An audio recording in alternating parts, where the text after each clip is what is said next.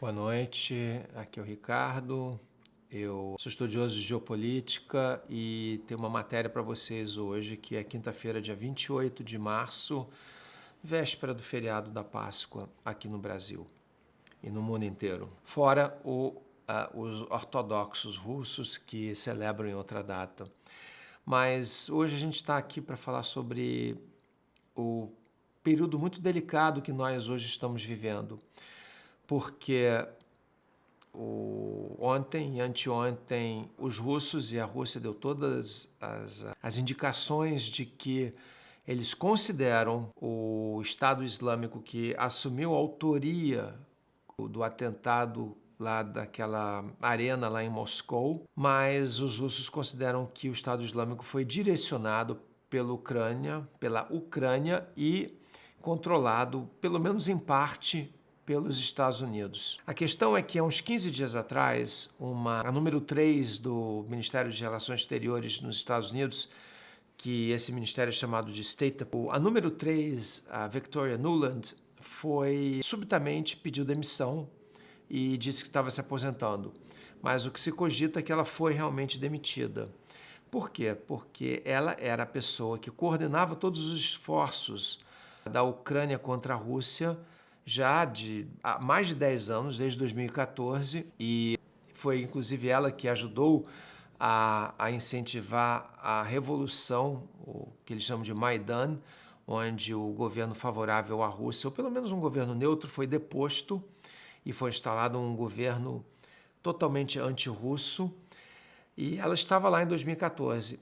Há 15 dias atrás ela foi demitida porque o que se cogita é que ela perdeu o apoio do governo americano para incentivar e encorajar e financiar e treinar mais os ucranianos para eles fazerem mais ataques na Rússia.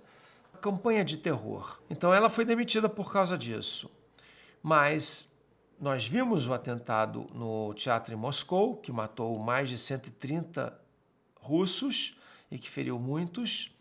E os russos agora chegaram à conclusão de que, apesar do Estado Islâmico ter sido, digamos assim, o ator que recrutou os assassinos, que eram todos do Tajiquistão, mas esse esforço foi coordenado pela inteligência ucraniana, e os russos também acreditam que a CIA, a Agência de Inteligência Americana, e a MI6, a Agência de Inteligência do Reino Unido, estavam por trás ou dando apoio e tinham detalhes sobre essas informações, detalhes sobre essas operações, perdão. O que acontece?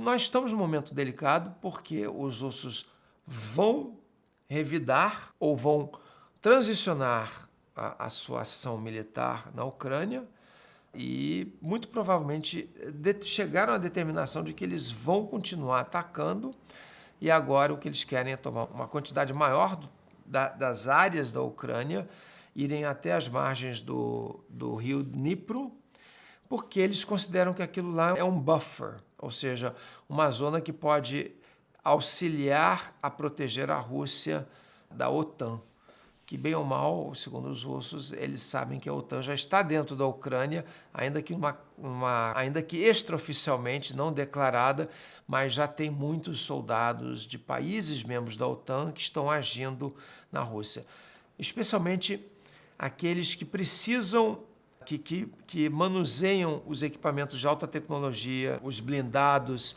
os mísseis que são disparados contra o território russo.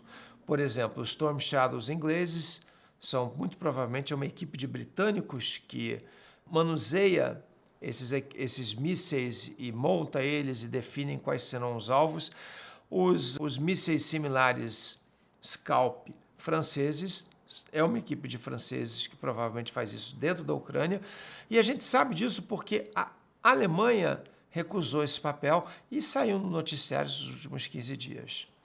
Então a gente está hoje, então a Alemanha, os Taurus alemães, que é um míssil muito poderoso alemão, os alemães, e saiu uma discussão acalorada entre o presidente francês e os alemães, e os ingleses e os alemães, porque o Scholz, pelo menos nesse quesito, ele chegou, não vou mandar o Taurus, porque se eu mandar o Taurus para a Ucrânia, quem vai precisar manusear esses tauros são os soldados alemães na Ucrânia e isso eu não vou aceitar. Então ele não mandou. Mas estamos num momento difícil.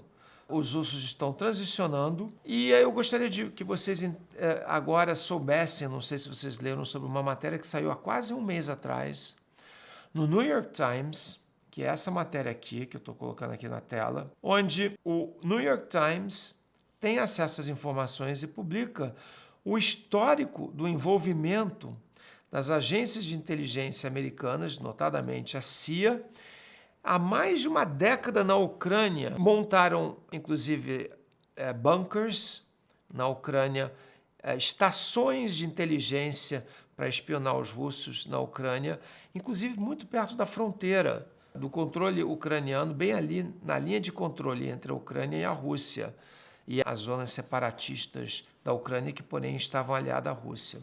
Ou seja, o New York Times descreve tudo isso numa matéria que foi publicado no dia 25 de fevereiro, há um mês, onde ele descreve, o New York Times descreve todas as ações usadas para fomentar guerra não declarada, porque isso já vem de antes de 2014, contra a Rússia.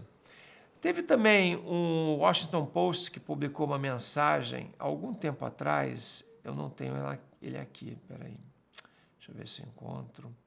Não. Mas o general Milley, logo depois de ser substituído como chefe das Forças Armadas, ele falou que a Ucrânia tem que levar essa campanha de terrorismo, inclusive, para a Rússia.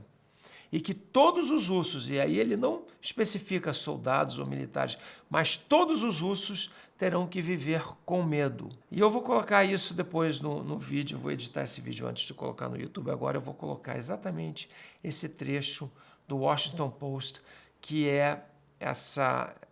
que está, entre aspas, exatamente o que o general Milley falou. Então, tudo isso são, digamos assim, reconhecimentos tardios, mas da mídia americana, quanto realmente a esse embate, e que a Ucrânia nada mais é do que uma proxy.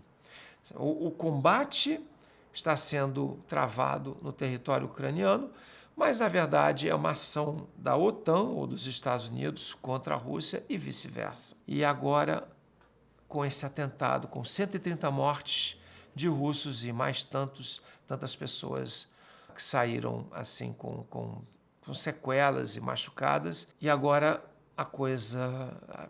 O Ocidente espera saber como que a Rússia vai reagir. A situação está complicada.